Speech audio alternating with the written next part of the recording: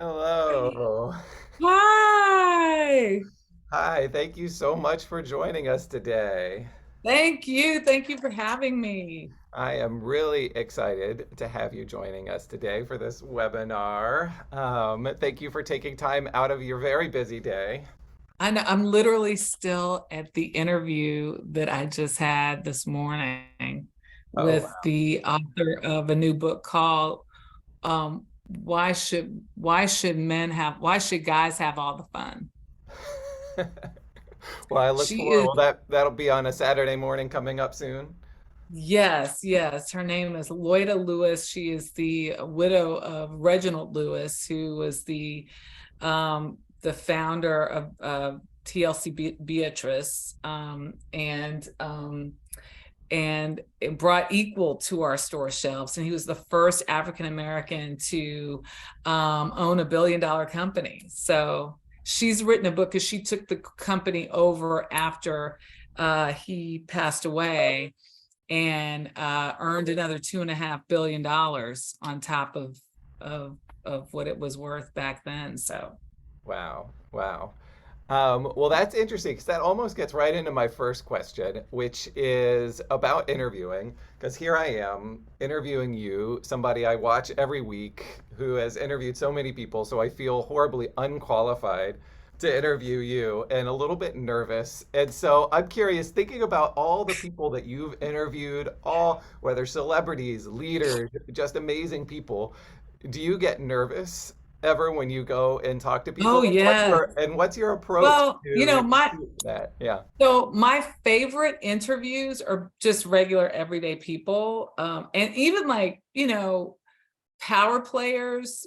But my I have to admit, I get really nervous, as anybody would, interviewing like top shelf people I really respect in the entertainment industry, and it often has to do with the fact that they come with an entourage and it makes it less of a conversation. So I like my interview to be a conversation, and I'm excited to be there, obviously, because generally I pitch the stories. So there's something about them that I find really fascinating that I think the world should know, or further the expression of discovery in the world space about who they are, what they're doing. And my nerves, though, have always been, I mean, it's like, it's good to be nervous because I always say it prepares you for the worst happening. So when I don't get the jitters, I get worried. That's when you're nervous, is when you're not nervous. Yeah. And I tell you, it happened to me once. I won't say who, but I will say someone I respected for at least 3 decades in the field of entertainment. And he was early, and we had a chance to have a great conversation. And I thought we were golden. But when that red light went on that camera, he went like this. He totally um just shut down on me. And I guessed that, I don't know for certain, but he really didn't want to do the interview, or he really felt maybe I was going to, I don't know. I don't know what happened, but the conversation went something like this. So we're back to where it all started, which was the university that he attended, in the same room, the same space. What does it feel like? Oh yeah. Yep. Happened here. Here we are Wow. Yeah. we're 40 years later, and you're now in like the same play that you started your career, you launched here. Yep. Is that so? Oh, I didn't realize it was that way for 40 minutes. I kid you not. Wow. And you want to hear what happened after that? Yeah.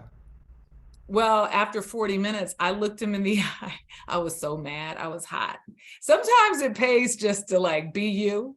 And I looked at him and I said, and all nerves were over by then. I was just like, okay, I got to own this. I mean, I had turned red. I'm sure beads of sweat were coming down. And I just said, you know what? That's all I got. And I looked at him like this.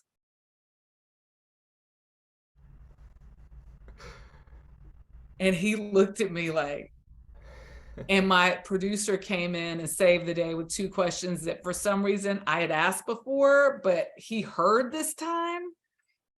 It was something. Wow. Yeah, that's a great story. And yeah, so how do you prepare? So you're doing an interview right now. Like, what is your process before you So sit down and actually talk to somebody? so obviously you want to read in. We say you do your research. You want to know as much as you can.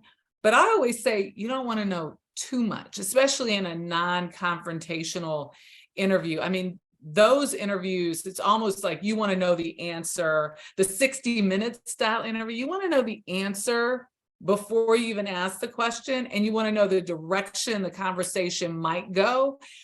In these feature interviews, conversations are oftentimes about discovery, right? So I need to know as much as possible. So like I read the book, but there's sometimes like there are things that are revealed to you in the conversation. You don't want to have that question like that parlor question like ready off the bat. You go the way the conversation goes, and you want to discover things about them. So you know enough, and you know a lot. You want to know enough about a person and whatever it is you're there to talk to them about. But you also have to be open to that discovery. And I tell you, a couple of things happened in this interview. One that was really touching, and one of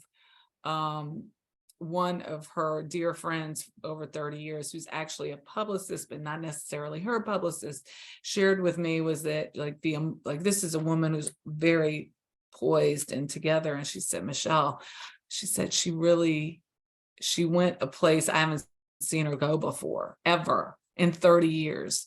And that's what you want people to feel comfortable in sharing, especially when they've opened their life up in a way, certainly a memoir. But you want to get something that perhaps they haven't even thought about. So you're being provocative in, peeling the onion, and you are, I don't know, it almost comes naturally to me because I'm kind of nosy and I'm a real people person. But I would say that's just get interested. Just get interested in people, no matter who they are. Yeah.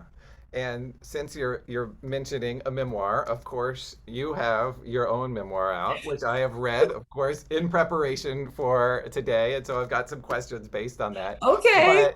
But part of it is, you know, thinking about where you are in your life. You're a successful mom, journalist, wife, lots of things. What made you decide this is the right time to write this book and share my story? It was an opportunity. And I will begin with, it was a story that I was assigned, and I was assigned a story to cover the aftermath of the George Floyd murder. And my producer told me, I want you to give perspective based on your 30 years of covering these types of stories. I lived in South Central Los Angeles during the 92 unrest, and after the LA 4 were um, um, help me out with this. They were Acquitted acquitted. or yeah, yeah. Thank you, acquitted. And I've covered pretty much all of the moments in which unrest has followed the shooting death of an unarmed person of color. And so I grabbed this phone and I turned on the dictation, and I literally just started talking, and stream of consciousness came out, and there was a 20-second turn where I said, racism has affected me since the day I was born. Born into the unrest of the late 1960s. I am the child I am the product of a union between a father who adored me and a mother who to this day does not acknowledge my existence. And that like 15 seconds or however long it was, really, it just, for some reason, it powered that story home in a way. I don't know why I included it. It just poured out of me. And my producers, both the person putting the piece together and my senior, asked me, "Are you sure you want to do this?" And I said, if it's okay with you, it's okay with me. And it aired, and Gail King had a reaction to it. I had a reaction to the piece. Gail had a reaction to the piece. A lot of people had a reaction to the piece. I can't tell you the number of people who came at me, and they're people who knew my dad, who worked for my father in many respects. A lot of things came my way, but one of the people who emailed me 37 minutes after the story aired was a woman by the name of Lisa Sharkey. She was a HarperCollins publisher. And she said, "That was incredibly heartbreaking. It's a book and I'd love to publish it." So really, I couldn't say no to the opportunity. My husband had been asking me to write this. He said, "I'm so glad you did. You've gotten it off your chest." And I was like, was it on my chest? And he was like, "Oh, yes. Michelle, we hadn't even started dating, but we were discussing like the possibility. And you said to me, whatever you do, don't abandon me." Not the kind of conversation I think you launch into a new romance, but apparently it had been on my chest. Wow. And you tell so many, I think, powerful stories in the book. And so I want to go back to your college time. We'll start there. I And love college. yes, since Don't you love college? yes, I loved it so much. I went back. and so one of the stories you talk about is working for the college paper. And actually, the very first journalism story that you mentioned is doing a story on the white students at Howard, Right, and why were they there? right, right, right.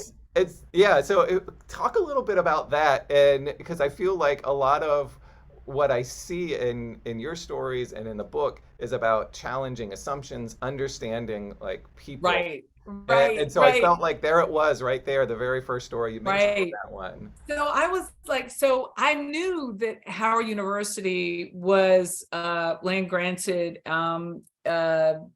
as part of the Freedmen's Bureau in 1867, following the Civil War, and that Howard, I can't remember his first name, so I'm not gonna even flirt, but General Howard, who was a Union general, was the first president and founder, and that the four first students were white girls.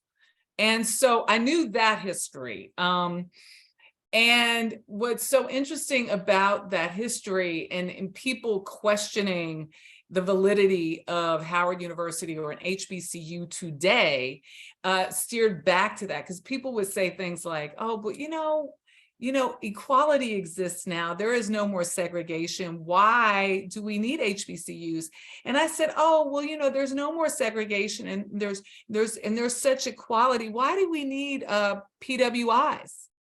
Because the PWI was the institution that barred people from being included, that forced the founding of these institutions to educate not just Black people, not just white people, but all people. And that was from the very start. There are Bangladeshis who went to Howard. There are Chinese people who went to Howard. And that story on seeing those white students there, and it was one in particular, I don't remember his name, and I recall he was from the Northeast, but he was like such a great guy. And he was like, "Sure, I'll talk to you." And he his whole demeanor was just so matter of fact. Like, you meet people, he wasn't trying to be something he wasn't. He wasn't trying to say he was better than, like, oh, look at me, I came to an HBCU. He was just a curious soul. And I asked him, why are you here? He said, I wanted to know what it was like to be a minority. I live in it was someplace like Vermont, right? And he said, like, there's no diversity there. And I really feel like I needed to be exposed to different kinds of people. And he said, Howard's a great school. It's in Washington, D.C. He was like, it was like the perfect match. And so he came to Howard. And he taught me a brilliant lesson. He said, I don't know what the question was, but he said to me, Michelle, he said, when white people think of themselves, they think of all of the great leaders, all of the great entertainers, all of the beautiful people who are part of their race, their community. He said, but when they think of Black people or other people, I'll just say other people, he said they think of the stereotypes, the tropes, the people in jail, the criminal element, the uneducated, the folks who are, whatever the stereotype is, that is what they think of. They don't think of the Reginald Lewis's or the Loida Lewis's. They don't think of, the Paul Robesons or the they might now, the Denzel Washingtons and the Viola Davises, but they don't think of like the exceptional like they do in their own community. And it would be fine if they looked at the mediocrity in their own community, but they don't. And it was like, whoa, I was like, I'm schooled by this guy. And I hadn't even thought of it like that, but he crystallized it in a way that helped me to understand it better.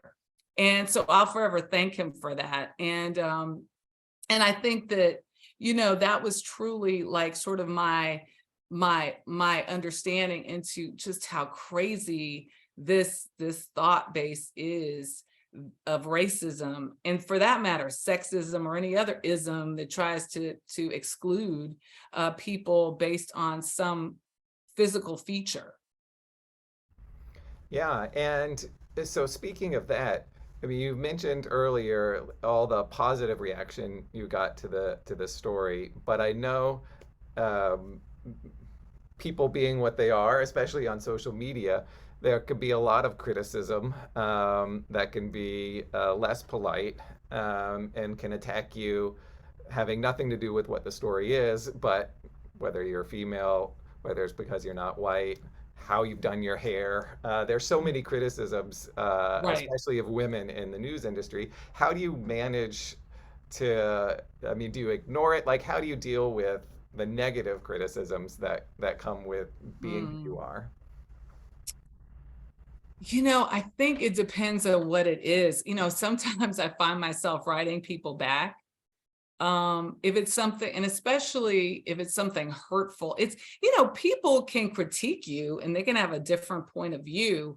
And if it's truly a different point of view, I was like, well, thank you. I hadn't thought about that from that vantage point. I'll try and think about it. This is where I try to have a conversation with them. And when it's really unusual, because it like really, with the people I have engaged, it really brings their rhetoric down, like my experience has been.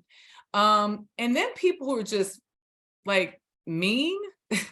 So all right, I was like, whoa, you couldn't have said that in a different tone. I mean, why do you want to hurt me? I'll never forget, my father taught me this. He said, Michelle, if you're ever in a conversation, and he meant it with like a member of the opposite sex, but it could well be a member of a different vantage point, right? He said, it's okay to be vulnerable. It's okay to say how you feel in a way that just kind of let it land softly. Tell someone, wow, did you really mean to hurt me that way? Did you really mean? And so if they come back and say, yeah, I did, then you can say, oh, okay, thank you, click, block. That's great. I want to encourage people to drop questions. And I will certainly ask questions if you put any in the chat or in the Q&A. But I've got another. I'm being served here. Isn't That's this I know. fabulous? So my Yes, friend, please the do. fabulous Marilyn Crawford. I've got another question from Howard that I think is a really important lesson, and I'll read a little section from the book. That's that Okay. story. But you discussed writing a story about hazing within the Greek system at Howard, and then that later, after that story had been published, you end up not getting invited into the sorority that you wanted to get. And this is what you said. You wrote, while my journalistic ambitions meant I would always need to ask tough questions, I was learning that such inquiries often came at a cost. If I intended to keep on asking the hard questions, and I did, then I would need to be prepared to pay the price, particularly when the stakes were personal. And so I'm curious how you found that to be in your career, because you're telling stories, especially the tough ones, where people may not be happy that you're telling them. And so how have you managed that like realization that you're a journalist, which can make you unpopular, while you still want to tell the truth and get the important truths out there? I'm sure that has happened in the real world, in the outside world, but my questioning of the truth, or my speaking truth to power within the space of my business has been more of my experience. So there are many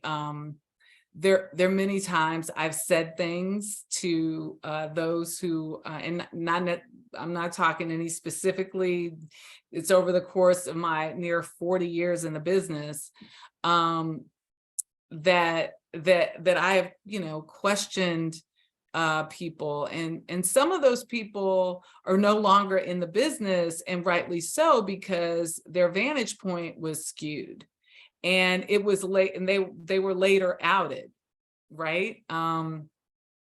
But yeah, it does cost you in the short term, and it costs you sometimes it can cost you personally. It can cost you a position, a rank in position, also your affiliation. I mean, I learned early on, as I wrote in the book, that choosing my partner had, I would say, had a real not detrimental, I would say had an impact on the course of my career within the space that I occupied at that time. And you just have to, like, understand that those decisions, because as my dad always said, life ain't fair, but you try to make it so with every breath you can. And just because things happen outside of your, what those like missteps that I made missteps too.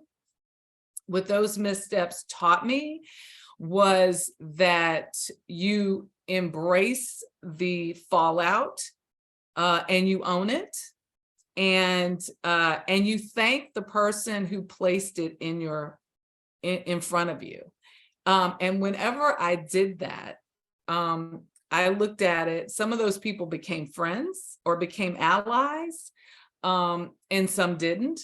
But what you do is you create a space of when you own it, and then you want to own it within the we. So that I own this, but how can we solve it? Or how can we like rectify it?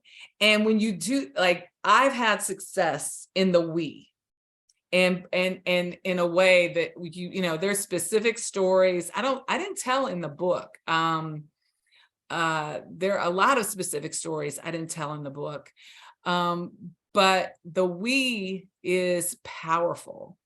The we in your vulnerability and in your acceptance and in your owning can be powerful, because what you do is you say, okay, I'll take this, but how can we move it to this? Do you understand what I mean? Yeah. And I can give examples if you want.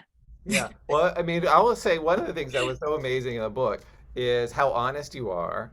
Because there's a story that you tell in the book where you were fired in South Carolina.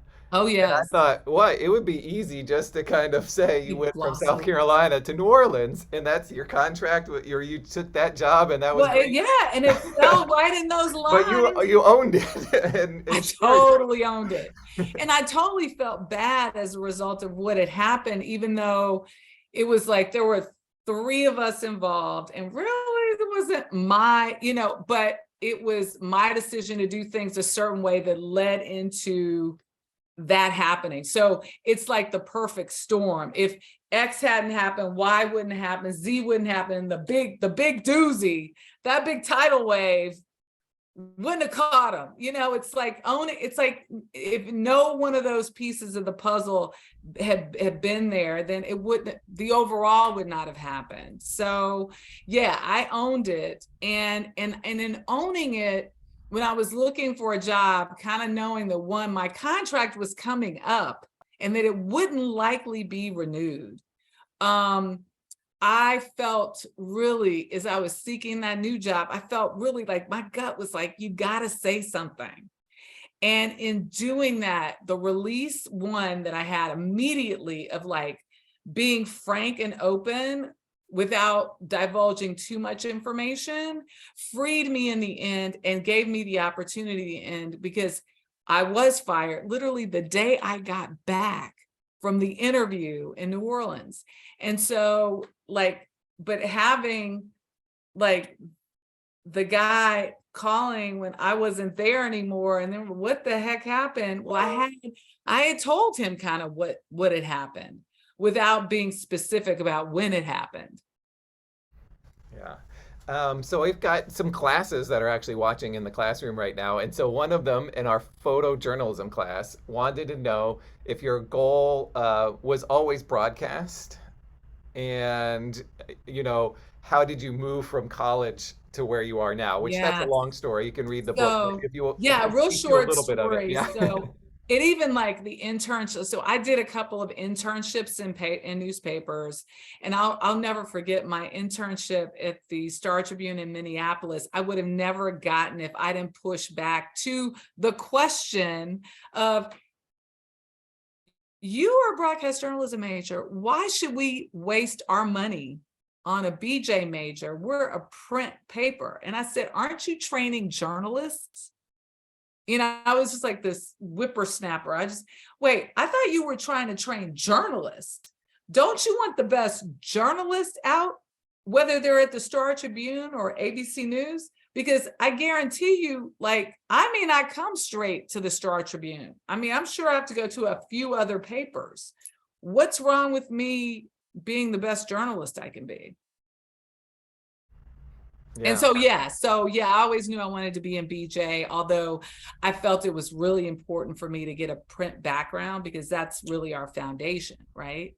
And it was a newspaper writer who told me, so, Michelle, you write as if you're speaking. So unless you need to learn how to write as if you're writing prose. And I felt like, ooh, I don't know how to do that well. So maybe I should definitely go broadcast journalism. Since you mentioned your time in Minneapolis, there's a really great, or I think an important story in there, because we are advocating for our students to learn how to use their voice, to speak up for themselves. And when you get to Minneapolis, you have like an orientation or something where at one point someone comes in and tells you, you have to be a journalist. You can't be a black female journalist, and you respond that you weren't born like a 9-pound journalist. You were born a 9-pound black female. So I'm wondering, how did you find like the courage, for one, at such a young age to really speak up for what you believe in, and question what he was saying? Because you said, do you have to check your white maleness at the door? Has anyone Right. ever And told you that? Right. And I think that that's like so many of us, even my white brethren and sister, and I know we all have imposter syndrome, right? We all sometimes feel like we don't belong in spaces, right? But there was something, again, I was telling someone about, like, this what has always been placed on me is that I'm not normal. I'm abnormal. I'm abnormal because of my origin, right? My origin story. There's something, I don't want to say wrong with me, but that, I'm not part of, I'm not the nuclear fam. I'm not, so like having that, um, having the premise of that, being faced with that most of my life, it was just like, oh, wait a minute. Normalness is equated with whiteness, and everything else is abnormal. And that's what I think this really nice executive, because I think his heart was really I do believe his heart was in the right place, and it was just coming from his lens. And I had to put it to him in a way that, like, exposed like that unconscious bias, that we aren't normal as African Americans. We can't be objective. And it was the perfect thing that came out. And what prepared me was that I'd been at Howard and HBCU, and that I also was fresh back from Kenya and Tanzania, semester abroad there, where I was considered a foreigner. I wasn't considered like one of the home peeps. I was a Wazungu, just like my white brethren, and sister on the course. So it was like that was eye-opening too. And it was engaging, because you don't know what your place is. Like, we think we know sometimes, but hey, wait a minute, not everybody does. And it just gave me that perspective of, oh, okay, he thinks he's normal. He thinks maybe normal is the wrong thing. He thinks he's the barometer, Yeah. right? And so if I just put it to him like this, it clicked, and it clicked. It clicked for him. It clicked for a lot of my colleagues who were staff writers, and also who were, management in the paper, but it clicked in a way that I hadn't expected. So my mostly white colleagues who were reporters, they were like kind of pull themselves up with their bootstraps kind of people who had come through the profession straight out of high school. And he was like this Ivy League educated suit. They never really felt like he was one of them. And they felt like, maybe he didn't understand them the way they were and who they were. So it really my standing up it really called to them in a way that they appreciated. Yeah, that's great. And I'm curious too, how do you balance? So some of your best stories have been incorporating your lived experiences. And yet, going back to that comment at Minneapolis, a lot of what the idea is that reporters should be objective. And how do you balance like this idea that reporters should be completely objective with the fact that you're a person and have opinions and want to share your story? Because there's at times there could almost be a tension there, or even knowing like who your husband is. Your husband, if we're Right, back in New Orleans, is the mayor of New Orleans. Like, well, right. can you be an objective journalist Yeah, and I then be always tell them, married to a like, mayor? I don't think that anybody's really objective. I mean, do you? I really don't. I think that we all come with the lens and perspective that we come from, and we should own it. But I think that we can be fair, we can be accurate, we can make sure we get our facts straight, we can strive for objectivity, absolutely strive for it. I mean, almost like I'm always course correcting, where like I've had to stand in the middle of a KKK rally and look somebody in the eye and have a conversation with them, in a way that, is probably against everything. Look them in the eye because they believe everything from a personal standpoint that I don't believe. But I mean, knowing that, I mean, it's like gut checking ourselves all the time. And so I think you gut check yourself. You gut check yourself no matter who you are in a space where you might have a tendency to swing one way or another. And we're talking like, look, we're talking like hardcore stories. I mean, I kind of look to what we're doing in Ukraine or what we're doing in Israel or any one of a number of stories, and you look at how we cover it, and are we completely objective? I mean, like, I mean, that's a really hard question to ask. We have some amazing journalists out there covering these stories, but they're covering it for good reason, their safety, their access. There are all sorts of reasons why we're covering things from that vantage point. But I think we just need to gut check ourselves and understanding, where we're coming from and what we're actually doing and why we're doing it and how we're able to do it. Yeah. And I'm always in that process. But thankfully, I don't do a lot of those. I don't do a lot of that hard stuff anymore. I mean, I shouldn't say that. Not the hard stuff. I feel like Yeah. I feel so, but I did it for so long. Yeah. I was in it for so long. And I would love the opportunity. Like, for example, on Wednesday, I'm going to Washington, D.C., and I'm interviewing the Secretary of Housing, Marcia Fudge. And that's something that I'm going to have to, because she is a member of a partisan, well, I mean, she's the secretary of housing. She's a cabinet level secretary for a president who is a member of one particular party, but they do occupy the space of government.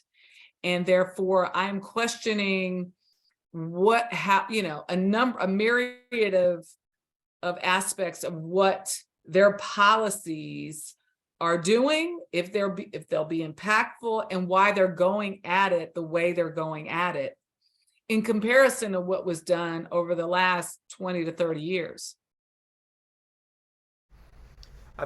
Keep your fingers crossed. Yeah. I get it right. So I've got a question from somebody who is sort of related to this idea in terms of getting things right. So Donna writes, the journalism industry is so competitive. Do you find it harder to get the story right versus being the first to get the story? So you could sort of just talk about that, throughout your career, and then also just where the news is right now in terms of this rush to be the first with the story. Mm-hmm. So I think that the rush, we're talking 24-hour news, because they can give it at any time. So every minute is in question. In order for us to give it quickly, we would have to break in with a special report. And that would mean uprooting a lot of things at a lot of the time. So really the bar of the news event has to be uber high, as opposed to some networks that will plaster breaking news on something that broke the night before. I mean, so I think that sometimes there's a mislabeling of information. I think that 24-hour news, there is a rush, but I think it could come on at any time. So, hopefully they will really look to get it right and get it on time at the point in time in which they can. But yeah, you're definitely trying to beat the clock. But over at CBS News, and I really can't speak to any other network, because one, I haven't worked for any other major network before. My 20 years in the business at the national level has been all at CBS News. And, we have standards and practices. We try really hard to live by. And, it is treble checking. It is making sure that, it's right. Sometimes we have to course correct, and we do acknowledge that. And we just, you move forward. you. Autumn's got another really interesting question that I would love to know. What does a typical day look like for you? Oh, okay. Well, today, you want to take today? Let's go with Today, today. let's go with today. So today I got up and I came to the home, the beautiful home of Miss Loida Lewis, to do a sit down interview with her. That was after spending some of my Easter scripting a script that's due actually tonight that I have not finished, for our Saturday show. It's one of our dishes. It also meant I had to read her book because I got the book on Thursday and I was busy Friday, Saturday. Friday was my son's birthday. Saturday was my show. Then I went to Philly to have dinner with my son. And because I got up at 2:45 in the morning, I had to go to sleep. I was just so tired. I woke up on Easter Sunday, tired, more tired, but went to church at 9:30 in the morning and then went to brunch with the son and the daughter and then drove home, but slept in the car. And then I had to do the work that we all have to do in preparation for this story. And then what did I do? I got on a Zoom right before this one with someone, ironically, who I was brought into contact with as a result of the story that I did that launched the book. Did I tell you about that story? What launched the book? The story about the reference to, Yeah, yeah, I can't yeah, remember because yeah. I know you I'm do a telling lot of this interviews. story. Yeah, we mentioned that. And so this woman happened to work with my father, and someone, a friend of hers, saw the story and contacted me and brought the two of us together. So a woman who worked for my dad for 10 years, I reunited with her. I met for the very first time. There was 10 years worth of subject matter she like gave me about my father, and working for him. And one of the great things that I learned was what a great mentor he was to her. And it launched her career as a college professor and her gaining her PhD when she was just a kid struggling through college, trying to make ends meet. So I just love that story. And here I am with you. And then after this, I have some other stuff to do on the personal side. And then I have to finish that script. So busy. Busy Busy, is what your days look like, I'm hearing. busy. All right. Well, our next question comes from Roman. He says, "Can you talk about your time filing reports and working with 48 hours?"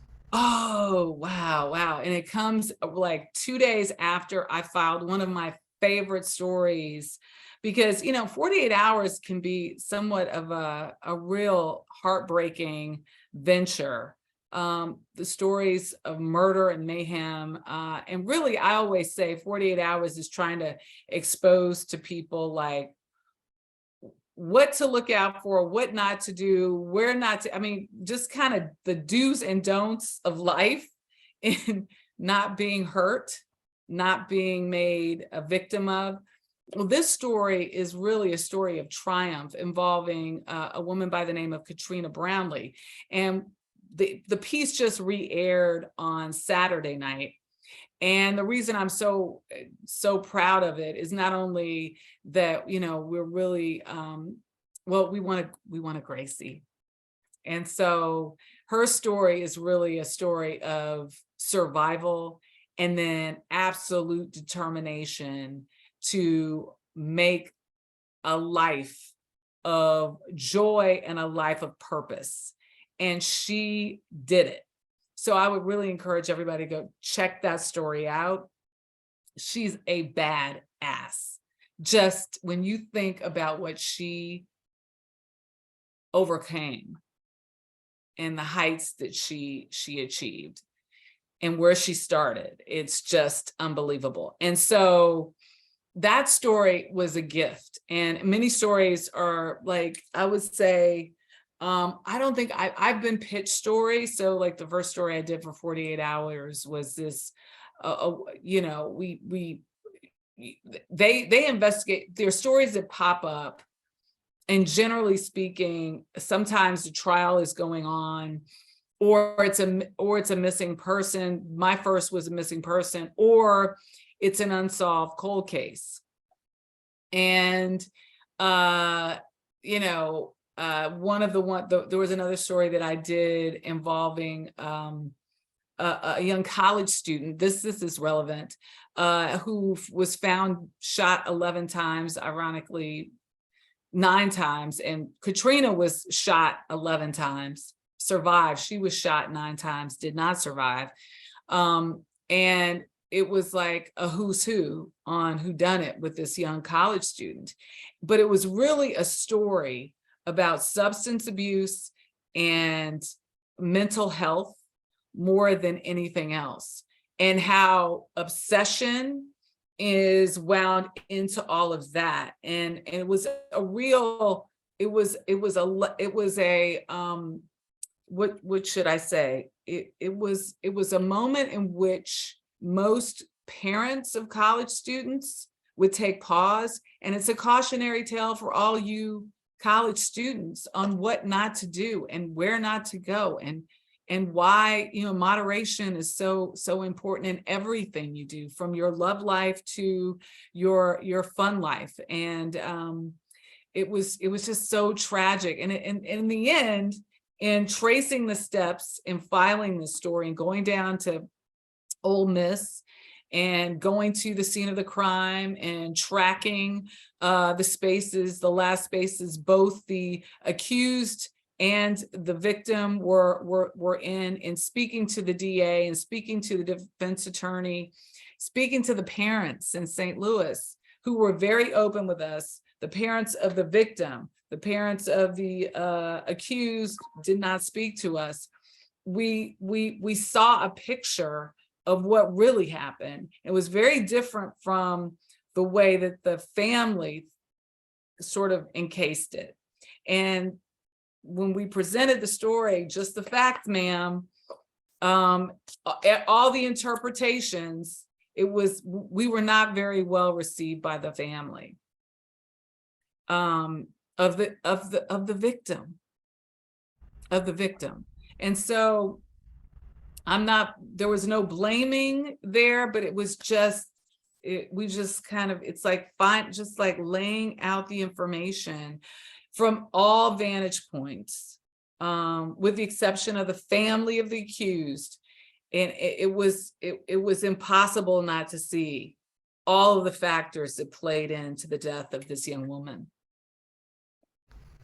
Wow, thank you for sharing that story. And we've got just a few more minutes. So if there are any other questions, I'm trying to get to them. But I wanted to ask one more myself, my own questions. So if we go back to like South Carolina, you were fired, in part for exposing the identity of somebody who was supposed to be confidential. And I'm wondering, how did you balance for this book? So much of it's about your mom, who does not want to be identified. How do you balance sharing your story while trying not to, reveal her identity with too many details where, somebody Right. could guess and say, oh, I know exactly who Michelle's mom is. Yeah. So I changed names, I changed locations, and that was about all I changed. And there were certain things I didn't say. But I promised I wouldn't out her, and I don't feel like I outed her. I said, and so that I felt like I felt, somebody else may feel I didn't, but I felt I kept her identity secret. I didn't use even pseudonym with the same like initials or anything like that. Perhaps the only person, but perhaps in telling some of the details, there's one person who would know. And quite frankly, I already think she did know, she just didn't say. And I think it's my story to tell. And at some point, I should be able to tell my story. I mean, I exposed a lot about my father.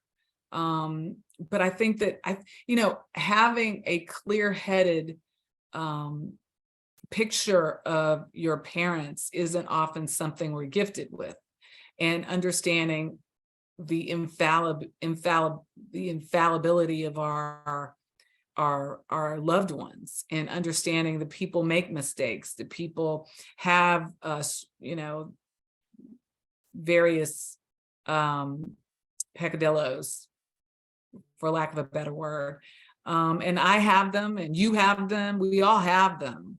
But for some reason we live in this shell of like, oh, we're perfect beings. And as I said, he taught me to own up to my mistakes. He taught me to, own my failures.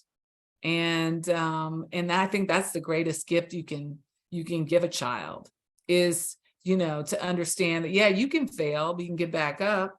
Yeah, you can make a mistake, but then you can correct it. And one of my friends, a guy by the name of Doug Broadwater, who turned out to be an in-law. That's how crazy my life is with all these connectivities. His brother married my cousin, and I didn't go to the wedding, so I never met them. I never met the family, and then befriended the family when I went to South Carolina. But the brother told me, Doug Broadwater said, when I was fired, he said, just remember this, it's going to be okay. He said, a setback is nothing but a setup for a comeback. And so that's been my motto. Yeah, I love that. And one of my favorite stories in the book, speaking of your dad, is just the story of you researching, based on your own kids' inquisitiveness, his role at the Inquisitiveness, is that what you RFK. call it? He wasn't being inquisitive. He Yeah. was daring his mama. He's calling his mama a liar. Yes, Yeah, yes, I don't about believe that you, role. I mean, Mom. that was such a Prove it. fascinating story. Yes, yeah. If you could share that, because I know we're running out of time, but Right. yeah, Well, just yeah. my husband has a storied political family in Louisiana, and everyone knows it. But my father had died